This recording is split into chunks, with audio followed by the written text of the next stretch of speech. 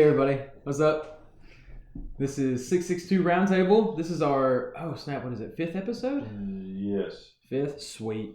We're excited. With us in studio today, we have a special guest. I told you guys last time we did this that every once in a while, Caleb and I can make the argument that we're not the dumbest guys in the room. Mm-hmm. That's not the case today. With us today is Joshua Houston.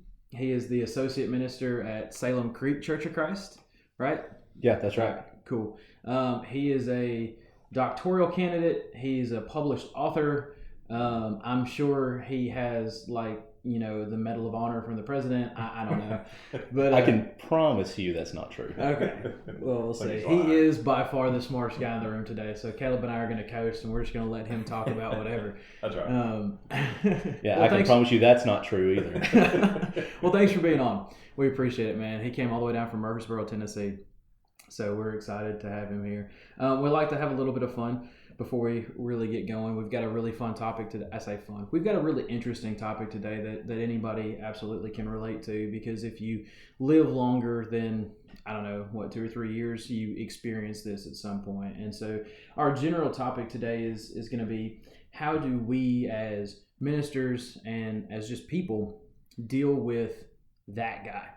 And we'll talk about that in a second. But first, it is the holidays, right? It is the most wonderful time of the year, depending on who you ask. I know Joshua's not the biggest Christmas guy in the world. I'm not a festive guy either. You're not festive, but you enjoy the perks of Christmas. Yeah. Yeah. Kind of. I do. I mean, yeah. I Depends on the year. I like my gifts. Yeah. So I don't have a Christmas tree at my house. You have a Christmas tree? That's it. That's okay. I'll have like a little apron around the bottom. Or Aw, you should. It's called a Christmas tree skirt. Skirt, yeah. Yeah, get married. That will change. Yeah, right. No, I came home the other day, and my next door neighbors, the husband was like up hanging lights off the roof, and the wife was in the front yard telling him, go left, go right. It was kind of funny.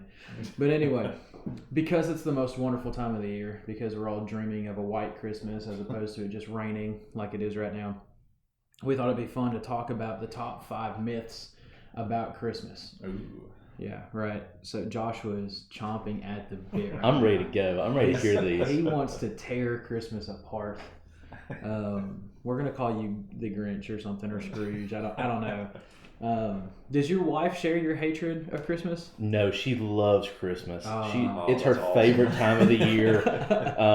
It wasn't until we got married that I started even participating in Christmas, aside from giving so and so gifts or whatever. But we have 2 Christmas trees. That's how much she loves Christmas. Oh, man. Are they the same size, or do you have like a big one and a little one? They're the same size, but you have to remember, when you get married, you're really poor, and you can't put like a 20-foot Christmas tree in your first apartment. I got you. So we have 2 smaller Christmas trees. One of them is pink. Ooh. See, now my wife is a Christmas purist, so the whole pink tree thing, not okay with her. But anyway, here we go. Top 5 myths about Christmas. Myth number 5. We're going to do this in popularity. Okay. Myth number 5. 3 kings visited Jesus at his birth. Really kind of an interesting concept. So it goes back to, there's this idea that we even have a Christmas carol called We Three Kings, right? So a little bit of a misconception there. One, the Bible never refers to them as kings. They're never named as kings. The Bible refers to them as magi. We sometimes say wise men.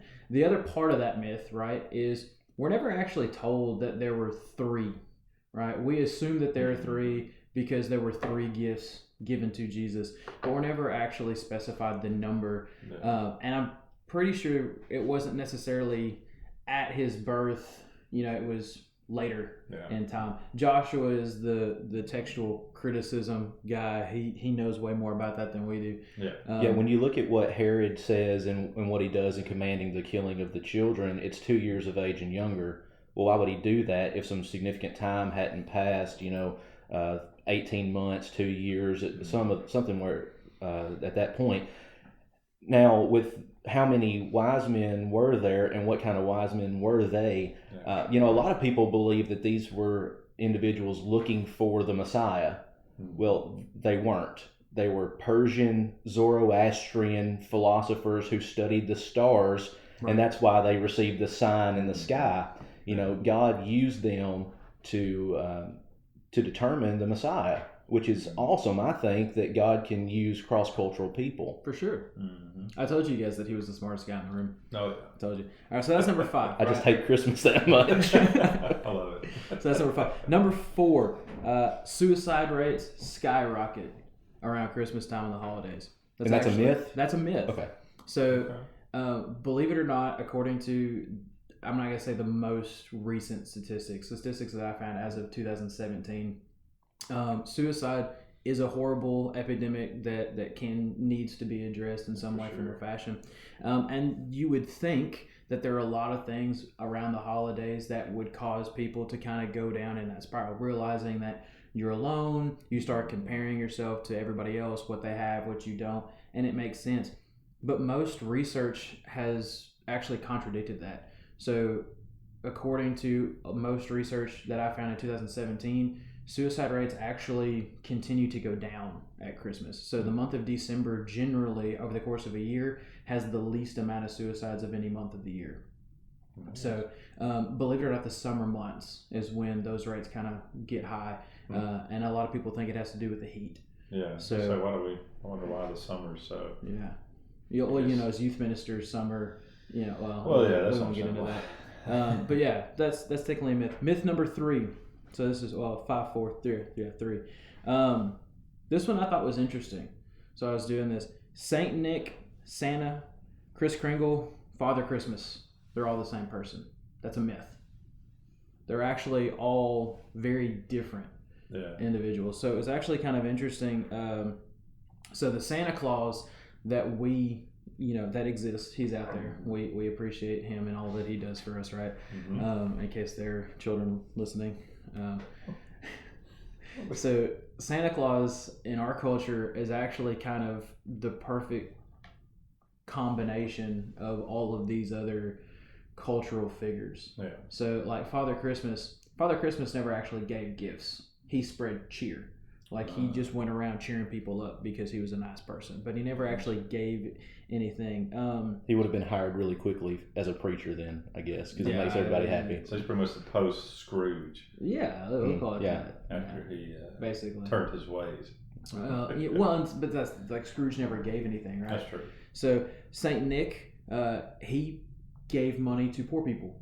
Like he wasn't just giving gifts to whoever. He specifically focused on those in poverty. Kris Kringle was a German thing. He gave gifts to children, which is kind of where we take bits and pieces of all this stuff. Yeah. But I thought that was interesting. Santa's just kind of like, we're going to pick all the fun stuff about everything else and we're going to create our own little character. And as I was doing this research, there's actually a big push to have a more fit looking Santa Claus, because Santa Claus is a inappropriate role model for children because he's obese. Yeah, I've seen that. Hey, have y'all watched the Christmas movie, the Santa Claus, the first one? Have y'all seen that recently? He's amazing. Yeah, I love that movie, and I love Tim Allen. But go back and watch it. And when he first he makes the first initial run to give the presents, there's a little girl sleeping on the couch or whatever. And she fusses at him for not drinking the milk, and he says, "I'm lactose intolerant." Go back. She leaves soy milk. Oh yeah. The second time he comes around. He's like, "You remember?" He's like, "Thank you for remembering." Yeah. And that's what there's a whole big scene there where she's like, "Your face looks better. Like you look like Santa Claus now." But I thought we were supposed to be about body positivity, so get off Santa's back. Yeah, it is what it is. Ain't nothing wrong with cookies, folks. I'm done. When they start telling him to shave, that's when I have a problem. Yeah. Right. That's just I've always been a little bit jealous of that scene where he shaves his face and he looks at himself in the mirror and the full beard growth. Yeah. Just I'm like, if it was that easy, that would be incredible. Second biggest myth: Christmas trees are a long-standing Christmas tradition. That's a myth. So pine trees themselves are actually a tree of significance in a lot of pagan rituals. It didn't actually get introduced to the Christmas holiday until about the 16th century. And even then, it was mostly German homes that had Christmas trees. It wasn't until the 19th century when you started getting immigrants over here in the United States where Christmas trees started gaining a little bit more popularity. And even then, early on, Christmas trees were a highly controversial Christmas decoration. And well, they should be. And I just said we have 2 Christmas trees in our house, and Christmas trees are pretty, and I've got nothing wrong with them. But I mean, theologically, they were used you brought them into your home to pay homage to this God of nature, and you adorned the tree in that way. And it started as idol worship, and now Christians are like, oh, well, if you want to be a good Christian, you got to have a Christmas tree.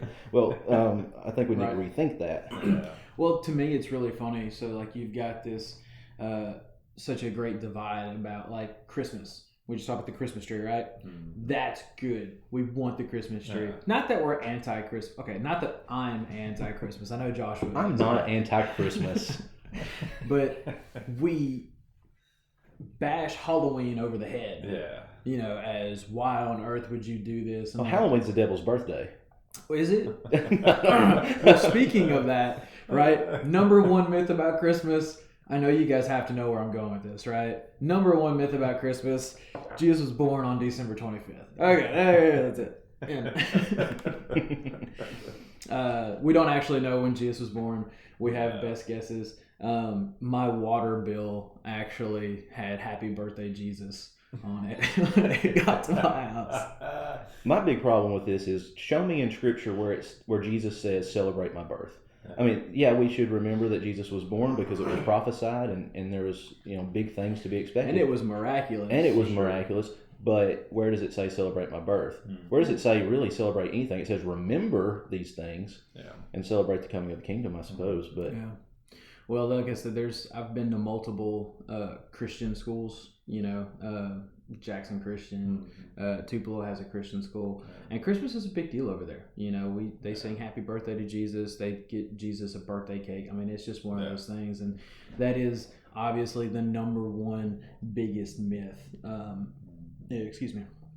Well, let me say this before we get off the Christmas thing. Yeah. If you guys being youth ministers, y'all know this a lot better than I do because you know how to use different events that are going on in the world to get your kids or your congregations focused on biblically themed things. Right. So, Christmas is a time of giving, it's a time of love, a time of joy. If we can use that to show Jesus to other people, then by all means, get as many trees as you need. Yeah.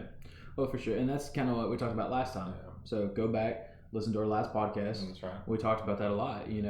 Sometimes Christmas may be the one time a year that you have the opportunity to reach people that aren't, what we call church people, right? And so you take advantage of that. Honorable mention for the biggest myths: Christmas is the biggest Christian holiday of all time. That's a pretty big Christian, a myth, right? Because Christmas didn't really start as a Christian holiday. We kind of adopted that being the birth of Jesus. So what is Easter? Does that take the cake? I think so, yeah. The idea of that, or they even made reference to in Christian culture, Passover was considered a much larger holiday than what we know of as Christmas, Passover feasts and that sort of stuff. So, but anyway, but it is Christmas. We're not anti-Christmas here. No, we enjoy Christmas. I'm not telling you that you need to go home and set fire to all your kids' Christmas gifts. We get it. This is talking about Christmas traditions. This is something I thought was really interesting. So Chelsea's parents, and I can throw this out here, right? Chelsea's parents, Santa Claus. I think it's interesting how different people handle Santa, right? It's one of those things. Chelsea's parents, Santa Claus brought the little stuff, and the parents got the big stuff. They're like, why would I give credit to some make-believe fat guy who lives in the North Pole? It's like, that's not cool. So Santa Claus brought like candy and books and stuff. The good stuff came from the parents, which I thought was interesting. But anyway, so we'd say all that because it is Christmas. It is a time where people start kind of feeling a little bit more joyful, a little bit more, just relaxed and happy. And we want to focus on the good. And so this time of year, we kind of make that little bit of a special effort, right, to handle difficult situations or difficult people, right? I mentioned we've talking about that guy. and everybody knows who that guy is. You know, some people think it's Caleb, some people think it's me. Everybody knows who that guy is, but that guy is the guy that he's just difficult. Like, for lack of a better word, I don't know how else to say it. He's just a difficult person to deal with. Maybe a really good guy, you know, may mean well, puts a lot of effort into the stuff that he does, but he's just difficult to deal with. It's the person who, if you hung the moon, I mean, if God literally came to you and said, put this moon in the sky, and you literally hung the moon, he or she would have a problem because the tides are too strong. Yeah. That's the difficult person in my opinion. That's a good way to look at it. Excuse me. But there's always that guy, and generally there's always more than one guy. You know, we live in a culture of difficult people. You know, I was. This is not a story to brag on myself in any way, because I did it just because I was mad. Right? This was a selfish thing. I did this because I was mad. I showed up at Walmart. There were like 10 shopping carts left in a handicap spot. You know, nobody can use the handicap spot because there's a bunch of carts there. And I was like, this is ridiculous. And I was mad. So I moved them. And as I got done moving the last couple of carts, woman in the car right next to the handicap spot who watched me do all this stuff, unloaded the last grocery into her car and then slid her cart right to where I just cleaned up all the carts. And it took everything in me not to just lose it. But and I think sometimes we rotate in and out. Yeah. You know, depending on the situation, we're the difficult people. You know, there are things that we stick to more than others, right? Based on what our convictions are. And so it can be difficult to talk with, you know, somebody about a particular topic if they care more about it, right? You know, you're not going to have a hard time talking with Joshua about auctioneering because he could do that for hours, I'm assuming. Or if you got burnt out on it. No, I mean, maybe not hours, but... Okay. But, you know, you can't talk with me at any length about women's water polo. No. I don't know anything about it. I don't care anything about it. Yeah. So I think that's interesting to point out and important to point out that we can be difficult just as somebody else can be difficult, but we're focused on that guy. You know, there are some people that you know who they are. They're just that guy. And so how do we deal with those people as ministers versus just, you know, people? Because I think as ministers, you have a responsibility to deal with everybody, right? As a member, as an individual, you can do your best to avoid that person. Yeah. And in all likelihood, you won't have to deal with that person in your everyday life 99% of the time. As ministers, it gets a little bit trickier, right? Especially, you know, when that person has fixated on you. So maybe not so much for me and Caleb, but I know Joshua preaches far more frequently than we do, just based on the type of jobs they have. So you probably get targeted more by those people than we do because you have a more public voice to an extent, you know, at least more frequent. But, you know, everyone is a critic, and we are too, you know, and that goes back to what you said earlier about you have to realize yourself that you can be that guy at times. You know, it's the whole get the plank out of your own eye before you get the speck out of your brother's eye. But the speck in your brother's eye can be a pretty big speck. And so we have to focus on that. But for me, in ministry and in preaching, you know, from the pulpit, you can have all the education in the world. You can be the best public speaker. You can have the coolest PowerPoint. You know, all the stuff can come together, and you will get someone at the end of service who has a problem with what you said. It happens to me. And I'm not saying this as a bad thing, because a lot of the stuff really does need to be taken constructively. And the way I've come to realize it is if I can argue my point, which means I better know what I'm preaching about rather than just making an outline, you know, the night of. But if I know what I'm preaching about and I know my material, then I can have a conversation with that person, you know, and we can talk about it and maybe come to an understanding. But that person probably doesn't know all that goes into what you've talked about. And this happens all the time with people in the congregation. You know, you have a 30-minute sermon. You might make one statement in passing that supports one of your points, and that's the thing that they fixate on. You know, they don't realize that you've been Yep. Studying for weeks, planning for this sermon, and that was just one thing that went. Yeah. But we have to take a step back and realize that they're coming to us, or they're being difficult because they think that they're right. Yeah. Well, see, that's the thing. So it kind of is one end of the spectrum, right? The people that are difficult either know little to nothing about a particular topic. So, for example, and this is just off the top of my head, and we try not to get overly political here, right? But if you go and you watch some of like the gun control protests, and they start asking just simple questions about that, it becomes very clear that a lot of people just have little to no knowledge of what's going on. Yeah. On the other side, you've got the people that know way too much, that become that difficult person, or at least have a lot of information, and maybe it's misinterpreted, maybe it's not. Maybe they've reached just a different conclusion, depending on if it's a matter of opinion versus fact or that sort of thing. Big one on that is the whole new heavens, new earth thing, right? Yeah. Regardless of which side you fall at, it doesn't really matter when it comes to everything that happens before that, when it comes to your salvation. But you've got people that have done their research and have interpreted and fought and know so much that if you believe something contradictory to them, it becomes almost insulting, there was a guy that I grew up with who Revelation was written in 33 AD every time. I mean, there was absolutely no debating that in any way, form, or fashion. For those that may not know, we don't actually 100% know when Revelation was written, right? Or I'm not off on that, right? Late 80s, early 90s is what conservative scholarship would say. Okay. When John was exiled right before he died. Right. Yeah. So, but it's just one of those things but that guy knows beyond a shadow of a doubt when it was written. Mm-hmm. And so, how do we deal with those people? Just from a general, broad spectrum. I think one of the first things you have to do is you have to be humble yourself. You have to realize that you can have a conversation with people and leave disagreeing, which is something that our world today has the inability to do. I blame.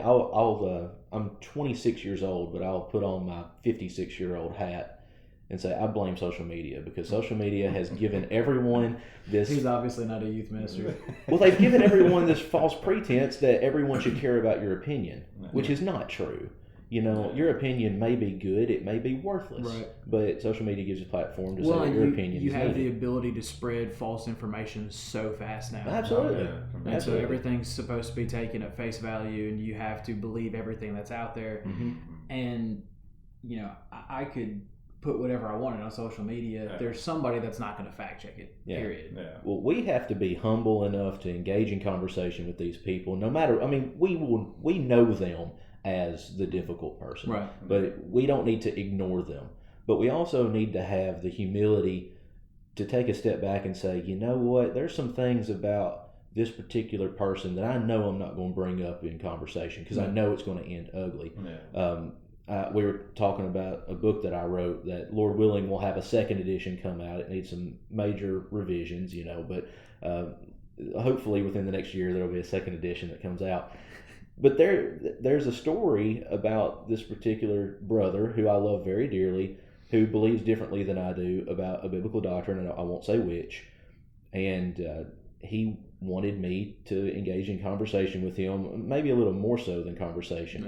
Yeah. And I did, and I found out very quickly that we didn't see eye to eye. Yeah. And that conversation is something that we should never talk about. Yeah. Because I'm not going to change his mind. He's not going to change my mind. It's not something that is going to impact our spiritual relationships. Let's just leave it. Yeah. Well, and so a couple of things that you brought up there. I think one thing that's super important to remember is there's always a reason why somebody is the way that there is. Yeah. That's something that my secretary says all the time, is why are you the way that you are? There's always a story, and quite often we don't know what it is. Even if we know that person, even if they go to church with us, we don't necessarily know why you are the way that you are.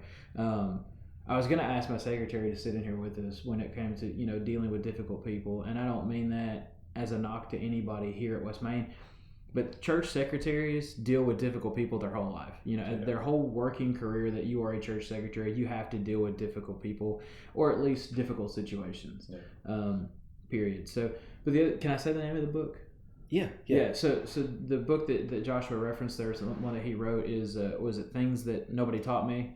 Close. It's called What No One Taught Me About Ministry. Yeah. And I started it. Now I'll just go ahead and admit my own faults. I started it 6 months after I started preaching. Okay, so that would be roughly 5 years ago, and I kept writing chapter after chapter for the first 3 years of my ministry. And really, it became more of a diary of an angry preacher. Now, that's not a bad thing, because I wrote it with the intention of young preachers reading it, because, we all went to Freed Hardeman. I'm nothing against Freed Hardeman. I love Freed Hardeman. But Freed Hardeman did not train us to be preachers. They trained us maybe to be Bible scholars, which is great, and is useful in preaching or useful in ministry. Well, especially for guys like me. My major wasn't even in Bible. Yeah, exactly. Well, for me, I sat in the classes that taught you the difference between a perfect and a pluperfect verb, in Greek or whatever. And that's great. But how do you deal with someone who's committed suicide? How do you deal with going and visiting a family of someone who's gone through that? No one taught me about that. Yeah. So I was using my experiences, hopefully in that book, to show people what I did right and what I did wrong. Yeah. And again, I'm going to go back and make a second edition of it, but it started to paint myself and the church in a bad picture. Yeah. Well, and like I said, some of those things can't be taught until you just have to live through it. Absolutely. Experience is the greatest teacher. Right, absolutely. And in all honesty, there's a larger chance than not that most of those situations won't happen. The obscure situations that we talk about, if you're only in ministry for 10 years, there's a more likely chance than not that you will never have to attend a funeral for a 6-year-old boy. That hopefully. Yeah. So, but fair point, right? Nobody, when you go to school to be a minister, they teach you Bible and they teach you some ministry, but nobody ever sits you down and goes, look, this is how you deal with the difficult person. Well, as a Bible major at Freed, we had 2 classes that were, and again, not a knock against Freed. If you're listening to this and you're thinking about going to Freed, just do it. It'll be the best decision that you ever make, aside from being, a Christian. But for me, it's a high bar. Well, I mean, I think so. He put those two right up there next to each other. Well, step down. Okay, fine. Maybe it's third on the list of being a Christian, finding a good spouse, and then Freed Hardeman. Well, those are the 2 and 3 are technically supposed to be synonymous with each other. Right? It wasn't for me. But at Freed, we had 2 classes that were geared toward preaching in all the Bible major curriculum. And you could get an emphasis in ministry and have more, but I didn't. We had one called Preacher and His Work. That was one semester. And we had one that was, pastoral counseling, that kind of dealt with some of those issues. Yeah. But you're there for 4 years, and those are the only 2 practical ministry classes, if you're not a ministry emphasis, that you can take. And so with the book, I was hoping that maybe people who read that could see kind of what I'll call church ugly. Yeah. And it doesn't take long for church to get ugly. No. And that's kind of just sad about, the society that we live in. But at the same time, we're all people, right? Yeah. Jerry Barber, who I got to work with, he constantly says, why are there problems in the church? It's because there are people in the church. Yeah. And as long as there are people in the church, there will be problems in the church. And it's just something that you can't avoid. So when it comes to dealing with those difficult people, for me, it's kind of just a bunch of little one-word answers, right? So love. And that sounds really cliche, right? Yeah. But if you don't approach it from a place of love, you're never going to get anywhere, right? Yeah. That's what Paul says in 1 Corinthians, I didn't do this, or I'm not telling you this to shame you. I want you to know that I love you. And I think that's really important. I love you, and because I love you, I've got to be honest with you. Having the wisdom to know which conversations don't have to be had, right? So there are conversations that we can coexist and be perfectly fine with each other, even on a spiritual level, that we don't have to agree on eye to eye when it comes to certain topics. Yeah, I don't have to agree about what Jesus wrote in the sand in John chapter 8, which may or may not even supposed to be there, right? Yeah. So, I don't have to agree with you on that for us to get along as far as from a spiritual well-being perspective goes. So I think approaching anything from a position of love is key, because if you care about that person, they're going to know that, they're going to feel that, and it just helps, one, set the tone, and two, keep it there to where animosity doesn't start leaking through. Yeah, and you want to do the kind of walk a mile in my shoes thing. I mean, talking about the humility that we kind of talked about a minute ago, it's just trying to put yourself in that situation. And a lot of times we can't, because it may be that bad, but we also have to, as a Christian, an imitator of Jesus, try to be understanding. And that is a definition of love, is trying to understand, to join that bond with that person as a brother and sister. And it's something that and I struggle with it. I mean, trying to, a lot of times we get fired up and it's like, well, so-and-so, oh man, well, let's step back. Let's take a second. A lot of times that's easier said than done. Yeah. I mean, because we're human. Everybody is. You guys know Kyle Butt and Stan Butt. Their dad, Stan Sr., has a great practice that he talks about with raising these boys, and well, they're men now, but he says, I never whipped them when I was angry. Oh, for sure. Yeah. So, and I think it's the same thing with ministry. Uh-huh. Don't go whip somebody when you're angry. Go back and steam on it. For sure. And I think that's a key part too, right? When it comes to dealing with difficult people, whether you're a minister or not, when you're dealing with a difficult person, understand you don't have to address that situation as soon as it happens. Yeah. Sometimes you do, right? I mean, sometimes there are circumstances in place where you've got to nip it in the bud, or whatever cliche you want to use there. But you don't have to. It's always like one of those things. You guys have experienced this, I'm sure, when you're having I'm going to say a conversation, maybe an argument, debate, whatever you want to call it. And it's like 2 hours later, and you're like, man, I should have said this. That would have been a great point to fit there. I was like, I should have said that. Yeah. Whether it's a conversation with a parent, a conversation that we're having with one of our peers about a particular topic, you always look at hindsight and go, man, I should have done that. And so giving yourself that time to step back and say, look, okay, how do I want to address this? What will be the best way to address this? And that sort of thing. Give yourself an opportunity to seek advice. People who've been there, done that. What's going to help? What's not? You mentioned 1 Corinthians earlier. One of my favorite parts of that entire book is in the very first few verses in the greeting that Paul gives, because Paul, it says that he's writing it to the saints in Corinth. And then you read 1 Corinthians and you're thinking, are you sure they're saints? Have they not lost their salvation by this point yet? Yeah. But Paul addresses it to the saints, and then he says, right after the greeting, he starts talking about the divisions for people siding with who baptized them. But he's still talking to people of God. Right. And we need to realize, too, that when we're dealing with difficult people, we're talking to Christians. We're talking to our brothers and sisters who we love. And you hit it best, Nathan, about love. Yeah. So I think that the love is a big thing. The other thing that I always kind of I try to hit on is this idea of directness, right? Matthew chapter 18, there's a specific place there for resolving conflict, and it's on both parties, right? You've got to be willing to come and talk to me directly. I have to be willing to talk to you directly. I'm not, I understand that we all have those people that we blow off a little bit of steam to, because in some situations it's just not worth it, right? Yeah. But there's no reason to get everything or more people riled up about something that needs to be handled directly, right? And so I think that's a big one.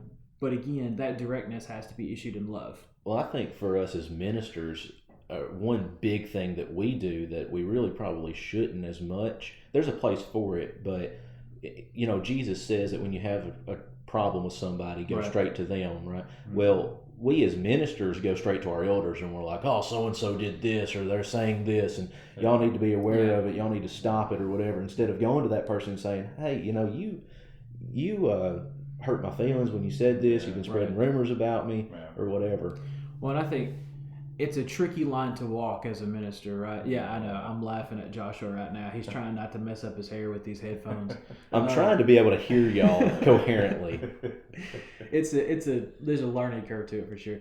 But I think there's a very tricky line to walk with when it comes to being a minister and addressing those things with somebody and with elders, right? Because you don't want it to turn into a he said, she said, how did this conversation go? If something goes wrong in that conversation, who's there to... And again, part of what Jesus teaches in Matthew is the first step is you and them alone. And you want that to be it. And at the same time, as a minister, I'm not going to say one of your biggest fears, but I think it's always there in the back of your mind is if this goes south, who's going to be able to back me up? Because it has potential to get a lot worse. And so there's a balancing act between handling things directly and making sure that you've got somebody around that can vouch for what was said in general from both sides, right? I don't want to make anybody look bad, but you've got ministers that if a conversation goes south, they're going to blame the other person, right? That part of that's human nature. You never want to be the person at fault. No. And so, like I said, I think there's a balancing act there for sure. I think a lot of it is, and we're talking about just human nature here. I mean, a lot of times we don't want to be realistic. And y'all know what I mean when I say that. I mean, a lot of times we don't want to say, well, man, I did slip up. Or so-and-so slipped up. We don't want to handle the problem face to face as we've been talking about, and we got to just be realistic.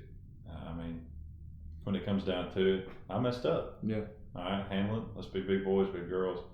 All right, let's handle this. And a lot of times, I mean, we're guilty of it. I'm guilty of it too. A lot of times, I postpone that realistic, thing that I need to be dealing with. And it's easy to do. Yeah. A lot of it, we got to deal with it, as we've been talking about. Yeah, a huge challenge for me is I'm a words of encouragement kind of person. That's my love language. And so if I have someone at church who has something that they're mad at me about, the last thing I want them to do is to corner me in my office or in the foyer and tell me how terrible of a person I am. Yeah. Now, they could just simply say, like, Joshua, you had a typo in your PowerPoint. Right. That ruins my day. Yeah. Because I hold myself to a pretty high standard. Yeah. And I want people to be encouraging. I want them to appreciate. I hope that at the end of a sermon, somebody can take it and say, hey, this helped me get through the week. But when someone comes to you and says something like that, kind of going off of what Caleb said, we have to take a step back and say, this person may not be trying to attack me. Right. Yeah. Well, and you have to, I think that's a good point, right? As ministers, as people in general, you have to be able to decide what are you going to let affect you. Yeah. So like you made the typo thing, right? Mm-hmm. I think that's a thing across every church in America. I don't care if you're COC, Baptist, Methodist, Catholic, Pentecostal. Yeah. I think people get upset about typos and PowerPoints, bulletins. Mm-hmm. I'm not going to say any names at all, but there was a former employee here who put in the bulletin, hey, come pick up your shirt from my office. And he was typing real fast and accidentally left out a letter. And that got emailed. That got emailed out and everybody freaked out and jumped on it. Mm-hmm. Nobody thought he did it on purpose. Sure. And it's really funny now to look back at it and be like, okay, that was a misstep. But it's one of those things that you have to decide as a person. Yeah. If somebody's going to come and get mad at you, am I going to let this affect me? Is it worth it? Yeah. Is this a situation that needs to be resolved? Or if just leaving it alone is enough? Well, we've all heard about developing alligator skin. right? You got to have really thick, tough skin. And I tell a lot of people, I don't have alligator skin. I have armadillo skin. You know, I got some pretty tough skin, but when you get hit by a car on the interstate, it's going to hurt. Yeah. You might even die. Yeah. And I think a lot of preachers our age, or a lot of youth ministers our age, deal with that. You know, we got a lot of friends who started out in preaching and they ain't preaching it anymore. Yeah, well, that's like for that reason. Yeah, well, Chase talked about that, right? You Yeah. know, guys that there's very few guys that he went to school with. Now, granted, he's in his mid-30s now. Yeah. You know, there are very few guys that he went to school with that are still in ministry. And I think a lot of that is, one, you don't prepare people for this idea of having to have thick skin. And two, I mean, let's be honest, we live in a world where thick skin's not a priority because everybody's supposed to agree with everybody, and you know the problem of postmodernity. Right, we baby everything, and so that's, you know, if you want to do this and you want to do this well, having good judgment is one thing, but being able to have thick skin is kind of a necessity. Yeah, I think too that our members of our congregations need to be willing to have some grace about them, and to realize that I say this all the time when I preach. The only difference between me and the people in the pews is about 3 feet, and that's the height of our stage. You know, we're the exact same, other than I'm up there saying something from the Word of God. Yeah. I'm human. I can mess up. If I mess up, lovingly tell me about it, and we'll work through it together. Yeah. And I'll do the same for you, because we're brothers and sisters, and that's what we do. There are a lot of people, though, who are just waiting to shoot the gun. Yeah. But once you shoot the gun, you can't take the bullet back. Yeah. Well, see, that's my thing. I think me and you are kind of opposite, because if somebody's got a problem with me or something that I did, like, I'm begging you to come talk to me about it. You know, don't hurt you and me by telling 14 or 15 other people about it. Like, just come tell me. Yeah. Tell me what I did that bothered you. You know, we can sit down and have a rational discussion about, okay, I understand that it bothered you, and I'll try to do that in the future. But was there anything that I said or did that was wrong? You know, I understand that, you know, if I say something from the pulpit that you don't agree with, right? But I'm speaking in truth, you know, I understand that it upsets you, but let's look at why I said it and see if we can't find some common ground. And I want to be able to have that conversation, you know, maybe not necessarily right then, right there. You know, I understand, you know, we all kind of understand as ministers getting, you know, cornered in the foyer after you did a sermon while you're trying to shake people's hands on their way to Bible class is kind of an awkward time to try to have a lengthy conversation about what you did or didn't say. For sure. So, but it's one of those things, again, it all goes back to, what are you going to let bother you? Well, some stuff is worth ignoring, or for sure. I say letting go. I mean, you know, we said worth. I mean, worth is a valuable word, because is it worth it? Right. I mean, if we're sitting here arguing, me and Nathan, just for, you know, kicks and giggles, right? All right, it's not really worth anything. We're gonna argue about Joe Moorhead. You gonna do that? Yeah, I mean, we can. Is he worth it? Well, let's get down to this podcast and we'll talk about that.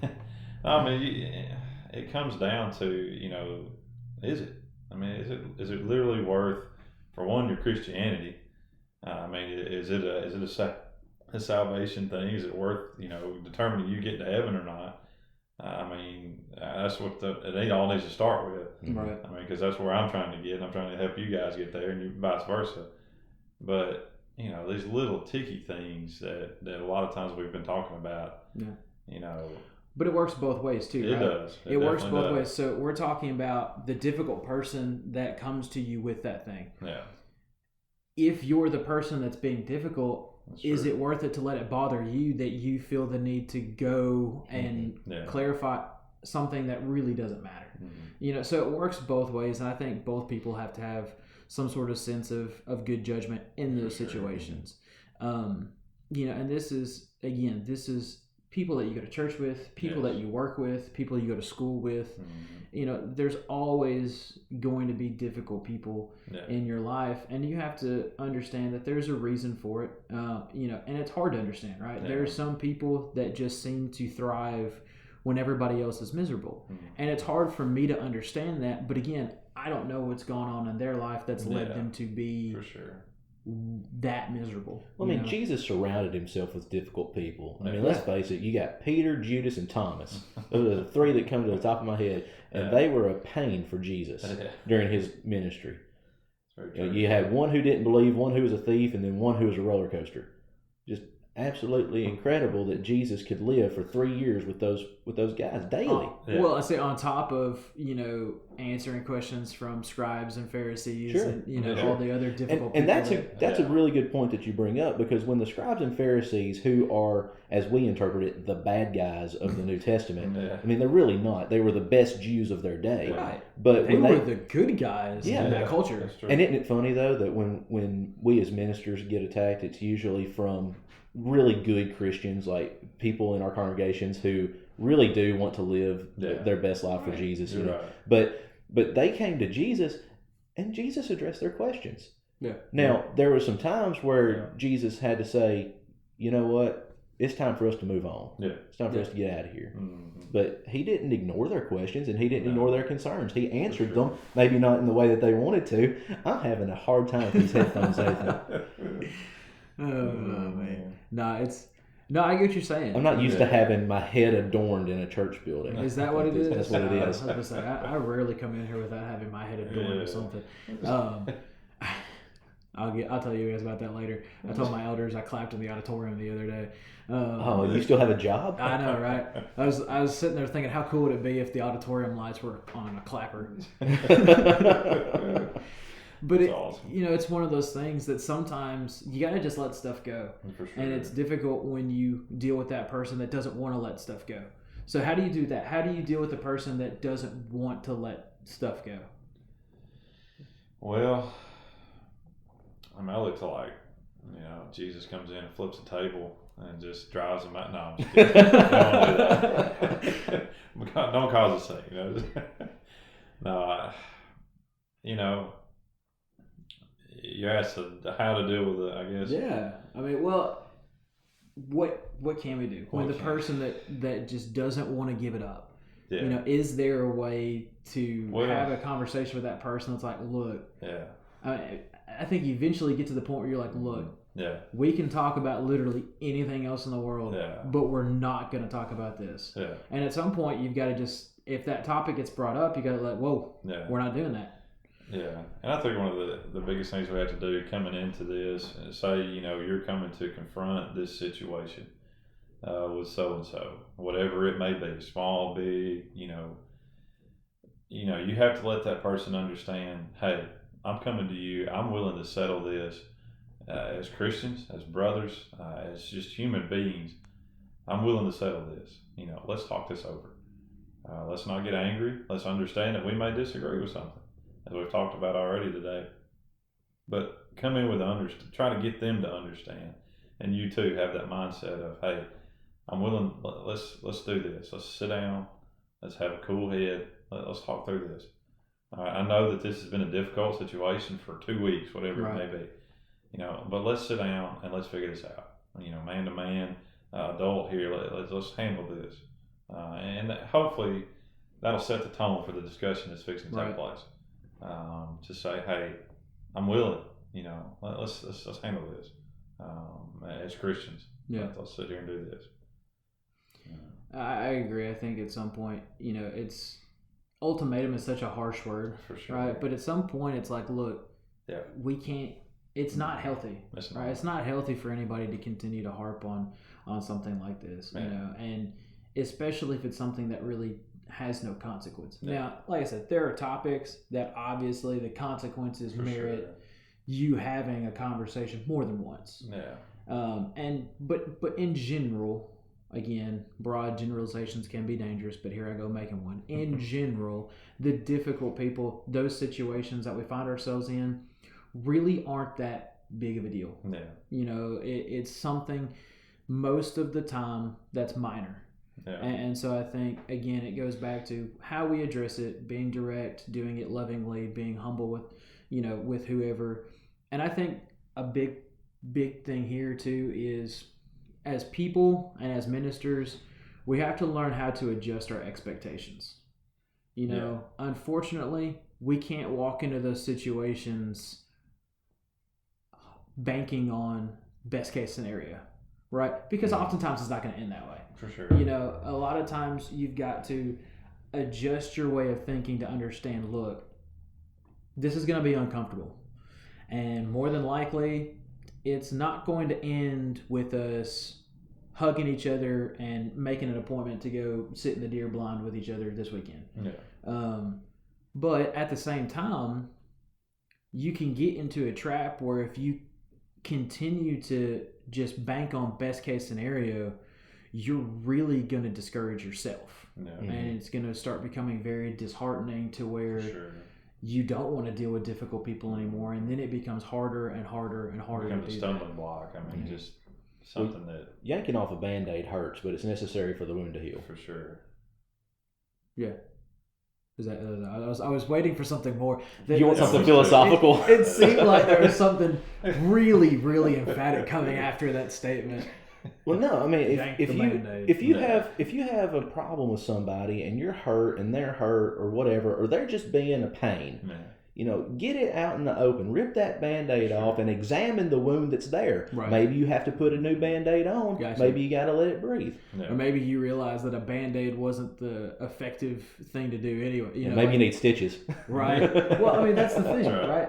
You know, that's the cliche. You don't put a Band-Aid on a bullet wound. Right. You know, and sometimes when you get in there and examine what's going on, you realize there's a way bigger problem Mhm. going on than what is surface, right? Yeah. This person is being difficult about something little, and you yank off that Band-Aid and realize, okay, it's not about this. Mhm. It's about something else that was there before. And so, again, knowing why somebody does that is a big thing. Yeah.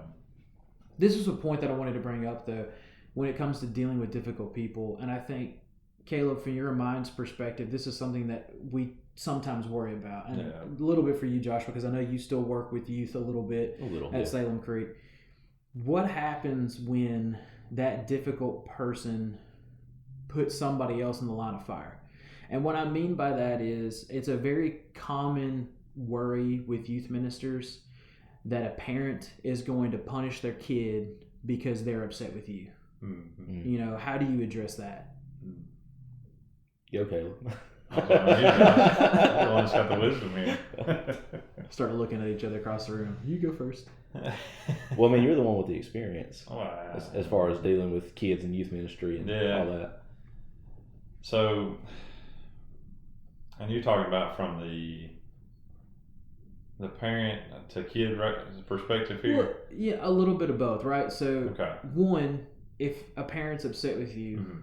and they start taking a negative tone about you, Yeah. their kid sees that. Yeah. Like they're making you less effective as a Mhm. minister because they disagree with you. Yeah. But then too, when you start getting more to drastic measures, because the Yeah. parent doesn't want to be around you, Mhm. they stop allowing their kids to be around you. And so Yeah. what they do is they Yeah. keep their kids away from certain activities or, Yeah. you know, let them come out of your body. And, you know, sometimes it's warranted, sometimes it's not. Mhm. But it's one of those things that, again, how are you affected as a minister Yeah. if the parent? Because I mean, we've said that on this podcast a number of times, right? Yeah. If you don't have your parents behind you, For sure. the kids can't be, Mhm. right? You know, you get them a few hours a week. Your parents, Yeah. you know, if you teach them one thing and their parents drilling them another Mhm. thing, they're not going to go with you. So Yeah. how do we deal with, you know, addressing, look, I understand you're upset with me, Mhm. but you're letting you being upset with me Yeah. affect your children and my ability to be a minister to them. Yeah. And I mean, with that, you know, for me, you know, it's one of those you got to do kind of in order and meet with all the above. Yeah. You know, sit down, you know, this parent that's just either hounding you or just can't get over this hump of me doing something, you know, you got to confront that. And if it continues to go, the kid starts to show that it's going into our relationship with me and the kid, you know, sit them both down and say, hey, you know, let's hit this head on. If it continues, you got to pull the elders into it, Yeah. you know, and say, hey, you know, this can't keep going on. This is toxic. Yeah. This is going to, for one, draw a lot of problems in the church. and we're a family. This shouldn't be taking place. You have to eliminate what's going to happen, come to a conclusion of say, hey, we'll cut this program out or ease back a little bit, to help with this situation. But, where we are, where we stand spiritually, scripturally, we're not budging as far as that goes. That's not going to change. Yeah. Our Christian values, all that is not going to change. But, that situation, whatever it may be, handle it. It may take one tear at a time. Right. Start with the parent, start with the kid and the parent. Whatever it may be, each situation is going to be different. But, as it progresses and say it does get worse, right, you pull who you need in there and get it settled.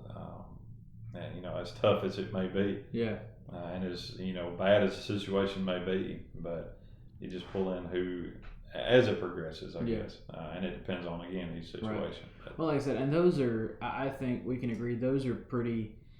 I'm not gonna say drastic, but that's when things get carried away. Right? It is, and so I don't think that's the norm. No. For that to happen, but that rare occasion. Yeah, well, for me personally, I told my parents the very first time I met with them while I was here, whether they remember it or not, I don't know. I understand. But the very first time I met with them, I told them, I was like, look, don't punish your kids for you being upset with me, and I won't punish your kids for me being upset with you, because I think it goes right. We've talked about this. It goes both ways. It does. Sometimes we get really fed up with a parent.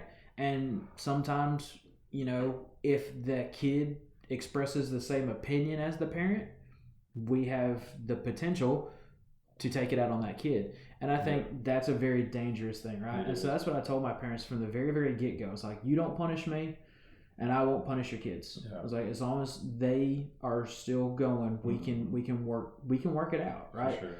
Because it doesn't need to affect them, especially if it's between me and you. It doesn't need to affect anybody else. And that's a big deal when it comes to being a minister, and when it comes to when you're dealing with somebody person on person, right? Yeah. You want it to stay between. You don't want it to leak out, and so now everybody's taking sides and that sort of thing. Mm-hmm. And I told them, I was like, when we go back to this whole making sure you understand your expectations and what your realities are. Mm-hmm. I told them very first time, like, if I'm here as long as I want to be here, I'm gonna make you upset. Well, yeah. It's inevitable, absolutely, right? Everybody is going to be upset at some point. It may be a big deal. It may be a little deal. That's right. But if I'm here as long as I want to be here, we're going to disagree at some point. But Jesus only preached for 3 years, and he made everybody mad enough to kill him. Right. So exactly. How much more will we make people mad? That's a good point. It's just one of those things, Expectations and realities are different a lot of times, and human nature is, you're gonna make somebody upset. If I'm a minister as long as I want to be a minister, and I've never made anybody upset, I'm probably not doing a very good job. I mean, let's just be real, right? If you manage to make everybody happy all the time, you're doing something wrong. Yeah. Now, I'm not saying go out there and piss everybody off just because, that's not good either.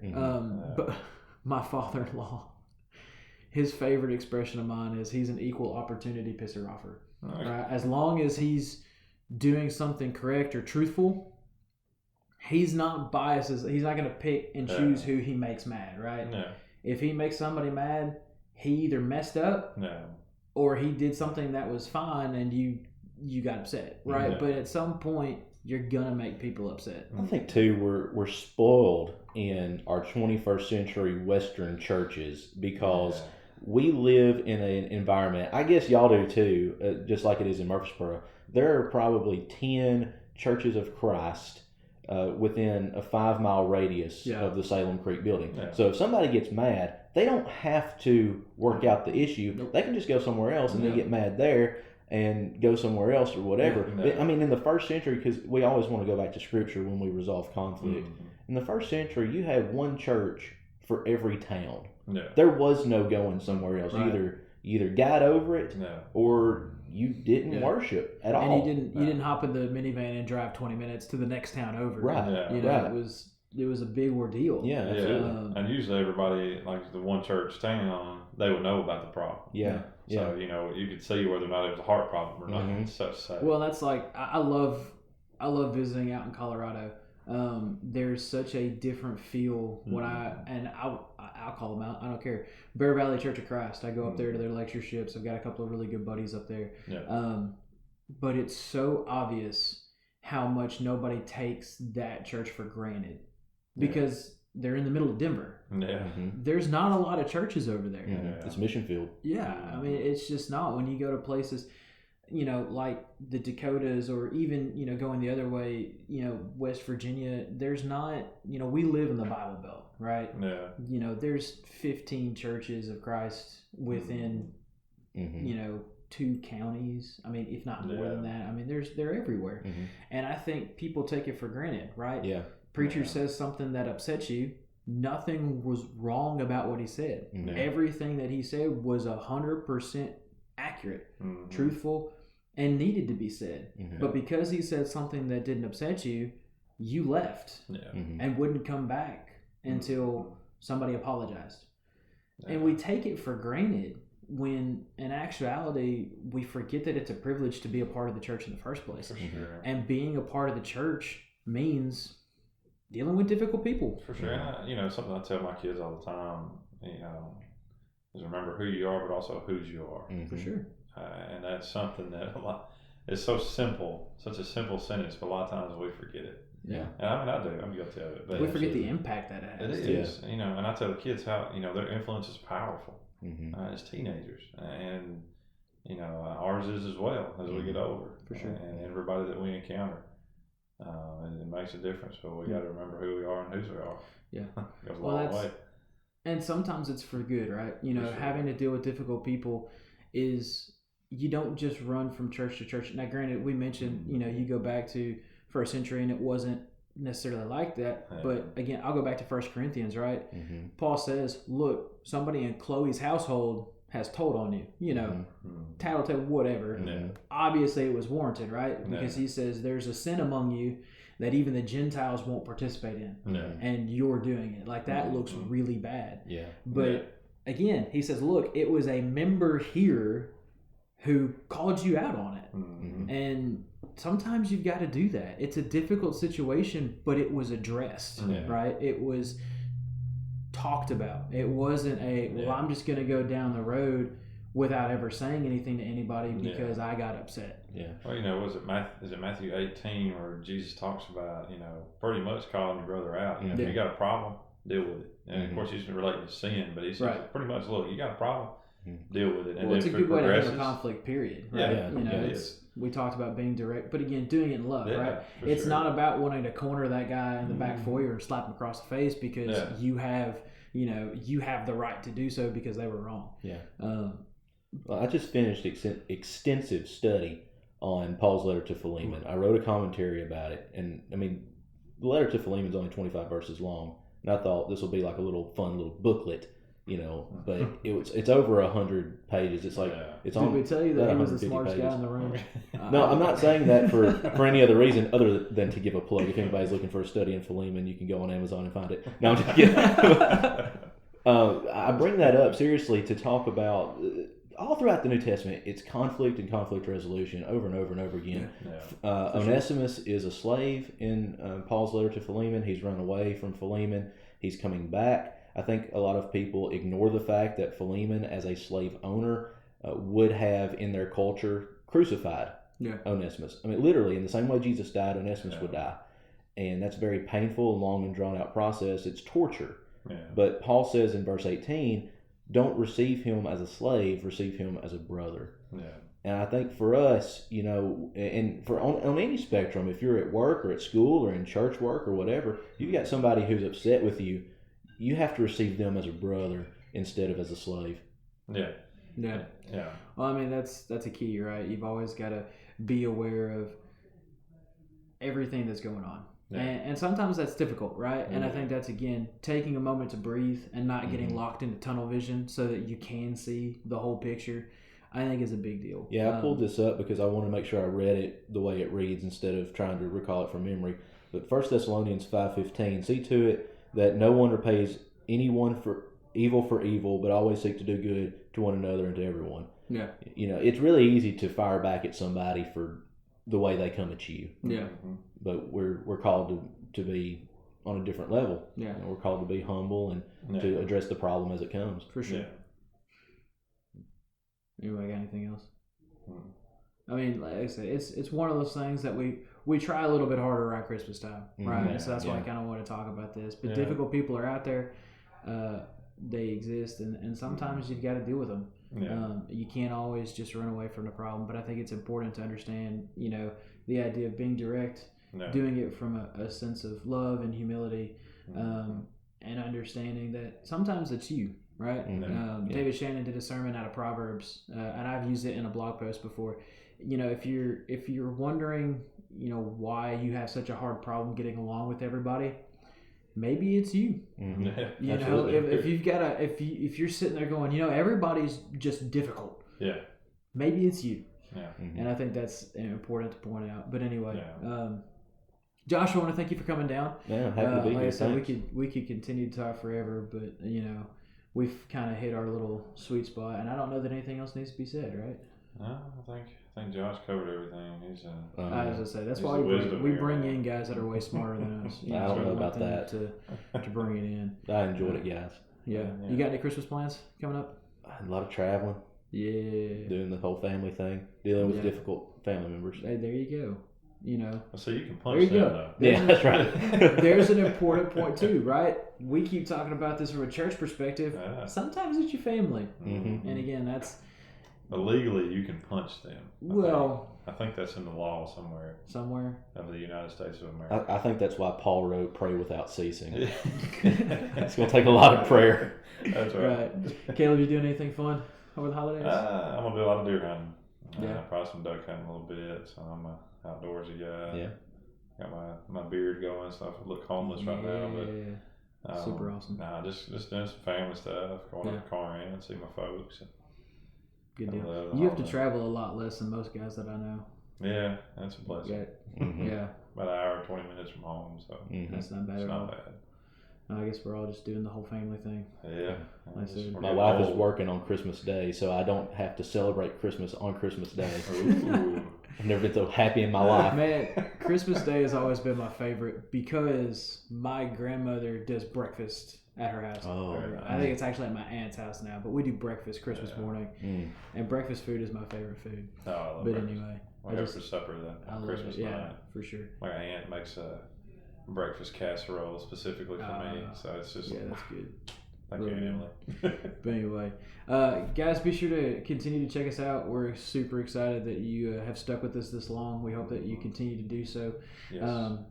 Comment on YouTube, comment on Facebook. If there's any topic that you just want to hear us talk about, we'll find somebody smarter than us and bring them in, and we'll talk about it. Right? I know that's right. It's really, really good. But we thank you guys again, Joshua. Thank you for coming down. We're glad that you're here. Don't skip leg day. Yeah. Solid advice. Right. All right. Until next time, guys. We appreciate every single one of you. Happy holidays. Merry Christmas. Yada yada.